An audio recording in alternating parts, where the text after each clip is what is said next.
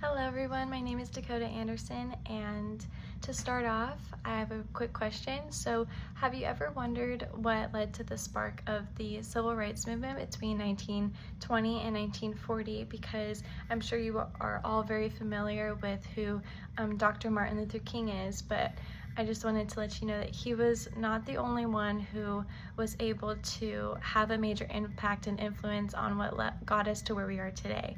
And in fact, one of the people that got to work alongside him and also had a major influence in their own way was First Lady Eleanor Roosevelt.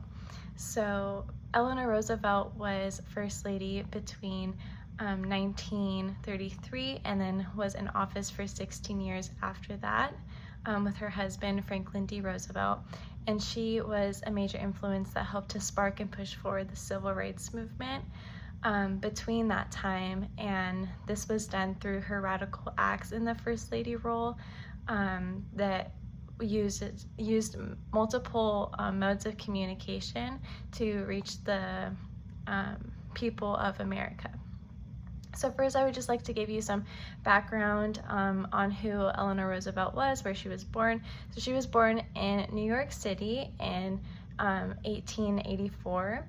And was raised there with her mom and dad, no siblings, and her parents had a major push on her getting to heighten her beauty and her will to focus in on that, but she was always reminded of her lack of that, and so she decided to push that to the side and not focus on her fashion trends and what she looked like, but instead to be a person of service and a heart for helping others and being an activist. And this started when she started her education in London in an academy when she was sent away to boarding school. And this was when she met a feminist teacher of hers that she was highly influenced by, and from then on she started to have a heart for activism and advocation. So she married Franklin D. Roosevelt in 1905, which is her second cousin, and they moved forward in the political world when he became Senate in 1910. So after that, she started to have a more important role in her political involvement, and she started to build her platform alongside Franklin D. Roosevelt.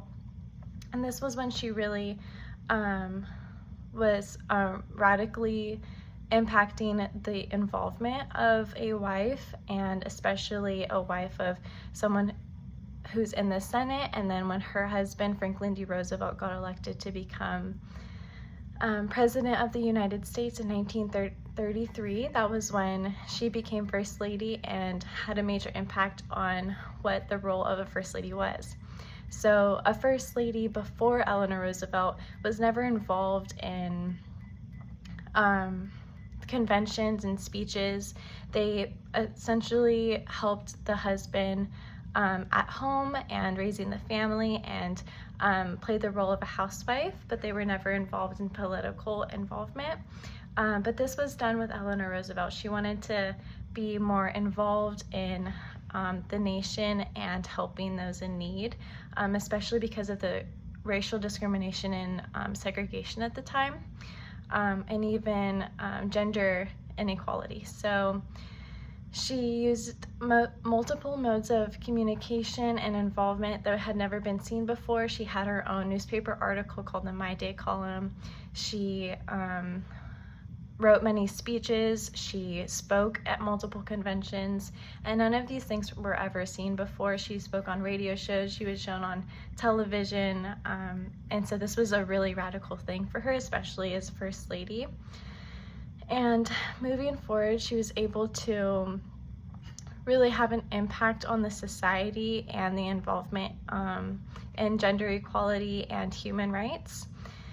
So she made her role known for being an advocate and an activist, and through her My Day column, she was able to speak to many people on the discriminations of the world and move forward in universal rights. So she did have many conferences in the White House and she was able to publish and draft something called the Universal Declaration of Human Rights in 1945.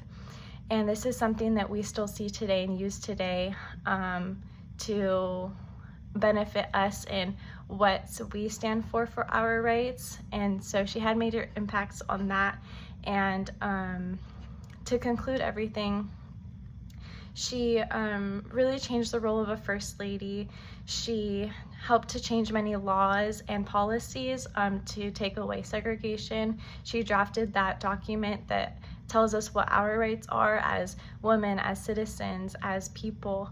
And she made the untraditional role at the time very traditional for a First Lady to become involved and to have an impact on our society and our equality.